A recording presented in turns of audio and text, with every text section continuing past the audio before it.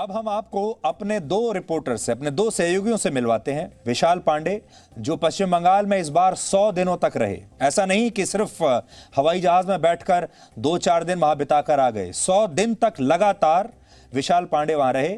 और रवि त्रिपाठी 65 दिनों से पश्चिम बंगाल में हैं। और ये दोनों सबसे बेहतर तरीके से आपको बता सकते हैं कि पश्चिम बंगाल में जनता का क्या मूड उन्होंने देखा। मैं पहले रवि के पास आता हूं। रवि, 65 दिनों का आपका अनुभव है अभी पश्चिम बंगाल में लगातार वहां रहने का। आप हमें बताइए, हमारे दर्शकों को, इन 65 दिनों का आपका क्या अनुभव रहा है? एग्जिट पोल्स में जो नतीजे आ रहे हैं, क्या ये आपको हैरान करते हैं या आपको पता था कि यही होगा?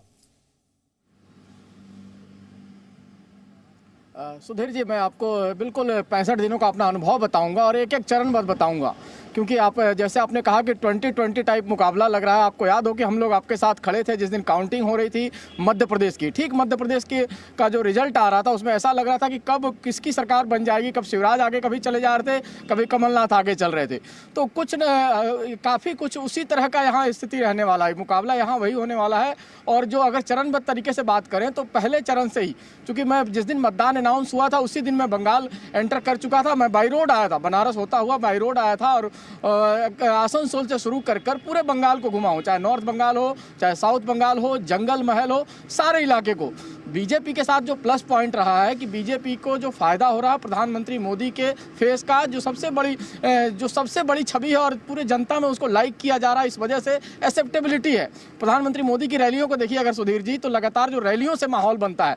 और टीएमसी के खेमे में, चूंकि मैं प्रशांत किशोर से भी मिला था, उनके लोगों से भी लगातार बातचीत हो रही थी, तो उनको इस बात का शुरू से डर था कि माहौल और हवा ना बनने। तो माहौल और हवा से वो लोग डर रहे थे और प्रधानमंत्री मोदी इस हवा को और माहौल को बनाने में कामयाब रहे, क्योंकि पहले लोगों को ये भरोसा नहीं हो रहा था। बीजेपी और आरएसएस के लोगों को भी ये भरोसा नहीं हो पा रहा था कि आप बंगाल में भी सरकार बना सकते हैं। लेकिन धीरे धीरे ये भरोसा होता गया, क्योंकि रैलियां जिस तरह से होती गई। पुरुलिया की रैली मैंने दिखाई थी, मैं वहां खड़ा था, ऐसा लग रहा था कि घंटों तक लोग सड़कों पर लाइन में लगे रहे थे। उसके बाद बांकुड़ा की रैली प्रधानमंत्री मोदी ने खुद ट्वीट की थी, आपको याद हो कि जो उन्होंने चौपर से ट्वीट किया था, जो प्लेन से आए थे तब ट्वीट किया था। और एक एक रैली में माहौल बनता गया।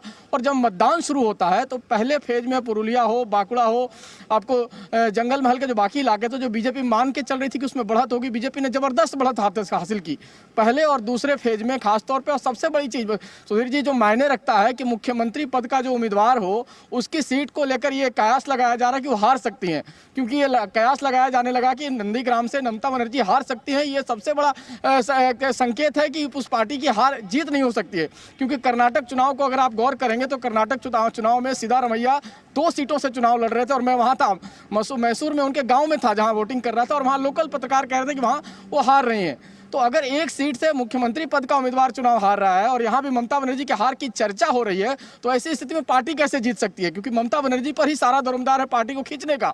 आज तक कभी ऐसा नहीं हुआ सुधीर जी, आपको बता दूं कि कोई मुख्यमंत्री या प्रधानमंत्री पद का उम्मीदवार अपने कंस्टिट्यूंसी में 6 या 7 दिन जाके लगाता हो, गुजारता हो, उसको चोट का बहाना देना पड़ रहा हो। क्योंकि मैं था उस दिन मौजूद, जिनको उनको चोट लगी थी, तो एकमात्र मैं रिपोर्टर था जो उस जगह पर मौजूद था जहाँ उनको चोट लगी। हमने वीडियो भी भेजा, हमने दिखाया भी सारी चीज़ों को। और उसके बाद उन्होंने जो बहाना बनाया और उसके बाद जो सिंपैथी उनको मिलनी चाहिए, तो सिंपैथी भी नहीं मिली। तो कुल मिला के जो 2-3 मुद्दे आते हैं जो बीजेपी के पक्ष में जाते हैं और ममता के खिलाफ जाते हैं, उसमें सबसे बड़ा मुद्दा है डर का। बंगाल में डर बहुत है सुधीर जी। अभी भी जो एग्जिट पोल हो रहा है उसमें एग्जैक्ट पोल जैसे नतीजे इसलिए नहीं दिख रहे हैं कि लोग डर के मारे बोलते नहीं है। 2018 का जो पंचायत चुनाव हुआ था उसमें जिस तरह से मारपीट हुई थी और जिस तरह से सुप्रीम कोर्ट के हस्तक्षेप के बाद यहाँ पे नॉमिनेशन करने के लिए ऑनलाइन नॉमिनेशन, पहली बार देश के इतिहास में ऑनलाइन नॉमिनेशन को अनुमति देनी पड़ी, क्योंकि आपको यहाँ नॉमिनेशन नहीं करने दिया जा रहा था पंचायत के लोगों को। 140 से ज़्यादा बीजेपी कार्यकर्ता मारे गए थे और उसका रिफ्लेक्शन आपको 2019 में देखने को मिला बीजेपी को, और बीजेपी 18 सीटें लोकसभा में जीत के आई। दूसरा होता है पोलराइजेशन। जहाँ तक हिंदू मुस्लिम पोलराइजेशन की बात करें सुधीर जी, तो यहाँ सबसे ज़्यादा पोलराइजेशन देखने को मिलता है, क्योंकि दुर्गा पूजा का जिस तरह से माहौल बना, सरस्वती पूजा का माहौल बना, और इस बार ममता बनर्जी ने खुद चुनाव में जिस तरह से मुस्लिम वोटरों से लगातार अपील की, खुलेआम अपील करना, आज तक शायद आपने देखा नहीं होगा कि इस तरह के किसी ने अपील की हो। और ममता बनर्जी ने अपील की कि मुसलमान भाइयों आप एकजुट हो जाइए, आप कांग्रेस को और जो बाकी जो फ्रंट है उनको वोट नहीं देना है, आपको बीजेपी को हराना है, और बीजेपी को हराना है तो आपको एकजुट होना पड़ेगा। ये तक अपील पहली बार इस राज्य में देखने को मिला। तो मैं आपको बीच में यहाँ रोकूंगा। ममता बनर्जी ने ये जो आपने बात अभी कही है, कहा यह जाता है पश्चिम बंगाल में वही जीतता है, माइनॉरिटी वोट जिसकी तरफ जाती है जीत उसी की होती है। तो इस बार फिर वो माइनॉरिटी वोट का क्या हुआ जिसकी तरफ आप इशारा कर रहे हैं अभी? नहीं नहीं, देखिए सुधीर जी, माइनॉरिटी वोट जिसके साथ जाता है उसका अपना वोट प्लस माइनॉरिटी वोट, जैसे टीएमसी का अपना एक वोट बैंक होता है और उसके साथ माइनॉरिटी वोट एड ऑन होता है। लेकिन पिछली बार अगर 2016 का आंकड़ा देखेंगे सुधीर जी, तो जो मालदा और मुर्शिदाबाद का इलाका है जहां 70% के आसपास मुस्लिम्स हैं, जो मुर्शिदाबाद में, वहाँ कांग्रेस ने 22 में से 18 सीटें जीती थी 2016 में। और मुर्शिदाबाद में, मालदा की बात करें तो 12 में से 11 सीटें जीती थी कांग्रेस और अलायंस ने। लेकिन इस बार वो पलट रहा है। यहाँ इस बार मुस्लिम वोटर जो है एक तरफा ममता बनर्जी के साथ जा रहा है, जो उन्होंने खुल के अपील की। इसके पीछे यही उनकी हकीकत है। उनको डर था कि अगर ये वोट डिवाइड होगा तो उनकी हार निश्चित है, इसलिए उनको खुलेआम तौर पर अपील करना पड़ा। और यहाँ तक कि नंदीग्राम में, आपको बताऊँ कि नंदीग्राम में एक बूथ पर आपने देखा होगा कि ममता बनर्जी जाकर 1.5 से 2 घंटे बैठी रही, तो सिर्फ और सिर्फ इस वजह से कि वहाँ मुस्लिम वोटरों को, 4 परिवार के मुस्लिम वोटरों को वोट नहीं डालने दिया जा रहा, ये आरोप लगाने पर वो एक जगह जाकर 1.5 घंटा बैठी रही। और उसका मैसेज पूरे नंदीग्राम में ये गया कि मुस्लिम्स को वोट डलवाने के लिए ममता बनर्जी ने 1.5 घंटा हिंदुओं का वोट बर्बाद किया, उनको वोट नहीं डालने दिया। बूथ पर सारा एक तरह से कहा जाए हलचल मच गई और उसकी वजह से वोट नहीं डाल पाया। पूरे सिक्योरिटी फोर्सेज उतने देर तक खड़े रहे और वोटिंग बंद रही। तो ये मैसेज ममता बनर्जी ने खुद ही दिया पूरे प्रदेश में कि वो माइनॉरिटी की शुभचिंतक है और मेजॉरिटी की उनको चिंता नहीं है। इस वजह से मंदिर भी वो गई, कई जगह मंदिर भी गई, पूजा पाठ भी की, लेकिन इसका मैसेज गलत गया। और गलत इसके जाने की वजह से होता है कि माइनॉरिटी वोटर भले उनके साथ हो, लेकिन मेजॉरिटी ने उनको छोड़ा है। तो यहाँ क्लियर कट पोलराइजेशन भी आपको दिखेगा, खासतौर पर रूरल एरियाज में। कलकत्ता में हो सकता है पोलराइजेशन आपको ना दिखे, कलकत्ता के आसपास का इलाका जो नॉर्थ 24 परगना हो, साउथ 24 परगना हो, इसका उतना असर नहीं दिखे। लेकिन कलकत्ता से जैसे आप बाहर निकलते हैं, चाहे पुरुलिया जाते हैं, बांकुड़ा जाते हैं, नंदीग्राम जाए, उसके अलावा आप इधर जाए नॉर्थ बंगाल के इलाकों में जाते हैं, चाहे दार्जिलिंग जाएंगे आप, उसके आसपास कूच बिहार का इलाका हो, इन इलाकों में आपको इस बात का पोलराइजेशन क्लियर कट दिखेगा। तो दूसरा मुद्दा, एक तो डर वाला मुद्दा है जिसकी वजह से लोग बोलते नहीं है, लेकिन वो बीजेपी के साथ जा रहे हैं चुपचाप कमल छाप का जो नारा चलता है वो नारा चल रहा है। दूसरा मुद्दा है पोलराइजेशन का, हिंदू मुस्लिम पोलराइजेशन आपको क्लियर कट यहाँ दिखाई देगा जब अगर बंगाल में आप देखते हैं तो। और तीसरा मुद्दा करप्शन का है, कट मनी का जो इशू है। कट मनी के इशू से लोग इतने परेशान हैं कि लोगों को अपने घर में शादी करनी है और ज़मीन बेच के शादी करनी पड़े, तो उस ज़मीन बेचने में भी आपको कट मनी देना पड़ता है। तो इतने तंग हैं यहाँ के लोग कि वो बोलते नहीं है, लेकिन वो इस मामले पर, और इसलिए नहीं बोलते हैं कि अगर बोलेंगे तो उनके घर को तोड़ा जाएगा, उनके साथ मारपीट होगी। तो 3 बड़े मुद्दे हैं जो ममता बनर्जी के खिलाफ जाते हैं। हालांकि ऐसा नहीं है कि ममता बनर्जी के खिलाफ सारे मुद्दे खिलाफ जा रहे हैं। ममता बनर्जी इसलिए लड़ रही हैं क्योंकि महिलाएं ममता बनर्जी के साथ हैं, क्योंकि महिलाओं के लिए स्कीम उन्होंने चलाई है, बच्चियों के लिए स्कॉलरशिप है, साथ साथ उन्होंने बच्चियों के लिए कन्याश्री योजना चलाई हुई है जो पैसा अकाउंट में जाता है। और महिला वोटर उनके साथ होने की वजह से ये है कि महिलाएं उनके साथ खड़ी हैं, मुस्लिम उनके साथ खड़ा है। और तीसरा फैक्टर ये जो अगर बंगाल में देखते हैं, जो बिहार में हमें देखने को नहीं मिल रहा था, बिहार में ये था कि प्रधानमंत्री मोदी की जो स्कीम्स चली थी कोरोना के दौर में, उसमें प्रधानमंत्री की ही खाली चर्चा थी। लेकिन यहाँ वो चर्चा आपको देखने को नहीं मिलेगी। यहाँ गरीबों में जो सेंट्रल गवर्नमेंट की जितनी स्कीम है उसको ममता बनर्जी ने अपने नाम से यहाँ दिया है लोगों को।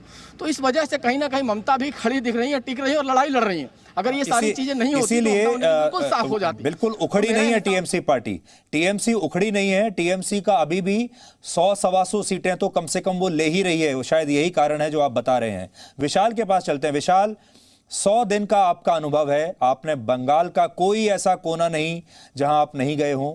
आप अपना अनुभव बताइए हमारे दर्शकों को, और आपका जो अनुभव है और जो एग्जिट पोल के नतीजे आ रहे हैं, क्या ये मेल खाते हैं? देखिए सुधीर जी, जो एग्जिट पोल के नतीजे हैं इसमें साइलेंट वोटर जो पश्चिम बंगाल का है शायद उसकी तरफ ध्यान नहीं दिया गया, क्योंकि जितने सर्वे करने वाले लोग थे, जितने मीडिया रिपोर्टर्स थे, वो हर कोई जब सवाल पूछता था कि आप किसे वोट कर रहे हैं, आपकी पसंद कौन है, तो उसमें से अधिकतर लोग साइलेंट होते थे। क्योंकि पश्चिम बंगाल में एक डर का माहौल रहा, ये डर रहता था कि हमारे साथ मारपीट ना हो जाए, अगर हम खुलकर बोल दें तो कोई हमारे ऊपर हमला ना कर दे। इसलिए साइलेंट वोटर सबसे निर्णायक भूमिका में इस चुनावी नतीजों में होगा, क्योंकि साइलेंट वोटर किसके साथ गया है। हालांकि जिस तरह से बंगाल में हमने देखा, साइलेंट वोटर अधिकतर बीजेपी के साथ हमको दिखाई दिया है। एक उदाहरण के तौर पर 6 मार्च को हमने नंदीग्राम में एक रिपोर्टर ऑन द स्पॉट सर्वे किया। हमने नंदीग्राम में 101 लोगों से बातचीत की, जिसमें से 46 लोग ममता बनर्जी तृणमूल कांग्रेस के साथ दिखाई दिए, 39 लोग हमें शुभेंदु अधिकारी बीजेपी के साथ दिखाई दिए, और इसमें 15 वोट हमें साइलेंट मिले, जिन्होंने ये कहा कि मैं इस वक्त कुछ नहीं बोलूंगा, सिर्फ ईवीएम पर जाकर मैं अपने मतदान का प्रयोग करूंगा। और 1 वोट लेफ्ट के लिए हमें दिखाई दिया। इसलिए जो 15 वोट साइलेंट है नंदीग्राम में, जो हमारे सर्वे में हमको दिखाई दिया था, हमने ऐसे ही शुरू किया था, वो साइलेंट वोटर सबसे निर्णायक भूमिका में होगा। वो जिसके साथ जाएगा सरकार उसकी बनेगी। बीजेपी के लिए लिए सबसे बड़ा प्लस पॉइंट नरेंद्र मोदी का चेहरा रहा और मोदी फैक्टर ही, क्योंकि हम जिससे पूछते थे दीदी या मोदी, दो ही नाम इस पूरे चुनाव में रहे और कोई तीसरे नाम की चर्चा पश्चिम बंगाल में नहीं रही। मोदी के चेहरे की वजह से बीजेपी 3 सीटों से लेकर सरकार बनाने के बेहद करीब पहुंच चुकी है। और इसके अलावा हम देश के अन्य शहरों में देखते हैं बीजेपी अच्छा प्रदर्शन करती है, लेकिन पश्चिम बंगाल में शहरी इलाकों में तृणमूल कांग्रेस का प्रदर्शन ज्यादा बेहतर रहेगा, जबकि ग्रामीण इलाकों में बीजेपी का प्रदर्शन ज्यादा अच्छा रहेगा। क्योंकि कोलकाता जोन की जो 51 सीटें हैं, जिसमें अधिकतर शहरी इलाके हैं, उसमें तृणमूल कांग्रेस की पकड़ बहुत मजबूत मानी जाती है। लेकिन अगर हम ग्रामीण इलाकों की बात करें, चाहे आदिवासी इलाकों की बात करें, वो वोटर बीजेपी के साथ जा रहे हैं, क्योंकि यहां पर उनके साथ जो अन्याय हुआ, जो अत्याचार हुआ, जो कटमनी के शिकार हुए, उसकी वजह से वो एंटी इनकम्बेंसी टीएमसी के खिलाफ है और बीजेपी लड़ती हुई दिखाई दे रही है। इसलिए मोदी के नाम पर वो वोट बीजेपी के साथ जाता हुआ दिखाई दे रहा है। इसमें सबसे अहम जो निर्णायक एक और भूमिका है वो है लेफ्ट के वोट बैंक की, क्योंकि 2019 के लोकसभा चुनाव में लेफ्ट का अधिकतर वोट बीजेपी को ट्रांसफर हो गया था, जिसकी वजह से बीजेपी 18 लोकसभा सीटें जीती थी। जब हमने 2019 के लोकसभा चुनाव के नतीजों का विश्लेषण किया तो उसमें हमें यह पता चला कि टीएमसी के वोट बैंक का कम नुकसान हुआ था और बीजेपी को जो फायदा हुआ था वो लेफ्ट का पूरा वोट लगभग आप 70-80% कई विधानसभा सीटों पर ट्रांसफर हो गया, जिसकी वजह से बीजेपी 18 सीटें जीती। लेकिन इस बार जब लेफ्ट और कांग्रेस का गठबंधन हुआ तो थोड़ी चिंता बीजेपी को जरूर हुई कि कहीं जो लेफ्ट का हिंदू वोट है वो उसके साथ दोबारा थोड़ा बहुत ना चला जाए, और अगर वो वापस जाता है लेफ्ट के साथ तो बीजेपी को नुकसान हो सकता है। इसीलिए 7 फरवरी को जब प्रधानमंत्री नरेंद्र मोदी ने हल्दिया में रैली की तो उन्होंने ये कहा कि लेफ्ट और कांग्रेस दोनों टीएमसी के बी टीम है, आप लोग टीएमसी को हराने के लिए अपना वोट बर्बाद मत करिएगा लेफ्ट और कांग्रेस के साथ जाकर। इशारों में उन्होंने ये कहा, उनका ये कहना था कि 2019 की तरह ही पूरा लेफ्ट का वोट हमारे पास आना चाहिए, क्योंकि लेफ्ट का जो काडर है वो ममता बनर्जी को हराना चाहता है।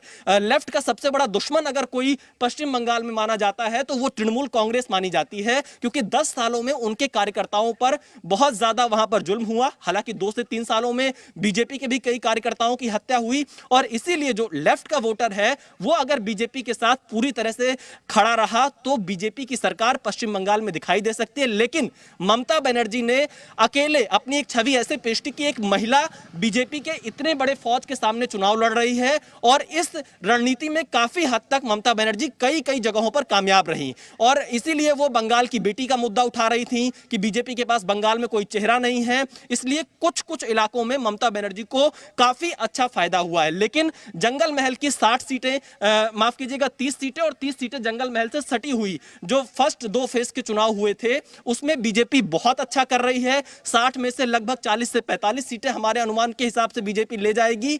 लेकिन यह गेम बदल जाता है जब आप तीसरे चरण में आते हैं, जब दक्षिण 24 परगना की सीटें आती हैं, उत्तर 24 परगना की कुछ सीटें आती हैं, उसमें टीएमसी बहुत अच्छा प्रदर्शन करती है। चौथे 5वें चरण में आकर मिलाजुला असर दिखाई देता है। उसके बाद जब उत्तर बंगाल में चुनाव होते हैं तो वहां बीजेपी का अच्छा प्रदर्शन दिखाई देता है। मालदा मुर्शिदाबाद में जब चुनाव हुए तो पहली बार ऐसा देखा गया कि जो मुस्लिम वोट था वो पूरी तरह से इस बार टीएमसी के साथ पूरे बंगाल में जाता हुआ दिखाई दिया है। मुस्लिम वोट में कोई कंफ्यूजन नहीं था, क्योंकि उसके सामने सबसे बड़ा लक्ष्य बीजेपी को हराने का था।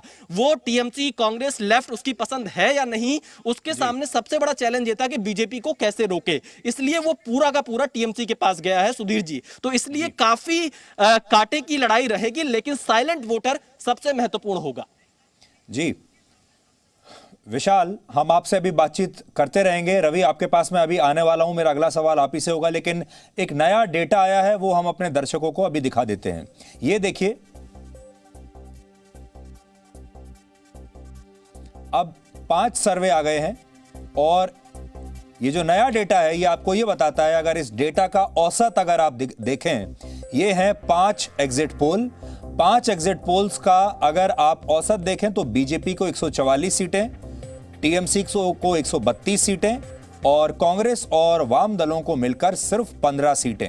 इसका मतलब यह है कि कांटे की टक्कर है टीएमसी और बीजेपी के बीच में। और अगर यह एग्जिट पोल जरा भी 19-20 हुआ तो ये दोनों पार्टियां बराबरी पर आ जाएंगी। यानी आप समझ लीजिए, अगर एक के 4 सीटें कम हो गई और दूसरी की 4 सीटें बढ़ गई तो ये लगभग 140-138 पर दोनों आ जाएंगी और फिर यह मुकाबला फिर से एक तरीके से खुल जाएगा। लेकिन अभी बीजेपी ने असंभव सा काम कर दिखाया है अगर एग्जिट पोल्स के माने तो, और असंभव काम यह है कि उन्होंने ममता बनर्जी को पीछे छोड़ दिया है। 144 सीटों पर बीजेपी आगे चल रही है। लेकिन अगर आप उस तरीके से देखें तो इन 5 एग्जिट पोल्स में से 3 एग्जिट पोल ऐसे हैं जो बीजेपी को आगे दिखा रहे हैं और 2 एग्जिट पोल ऐसे हैं जो माफ कीजिएगा 3 एग्जिट पोल ऐसे हैं जो टीएमसी को आगे दिखा रहे हैं।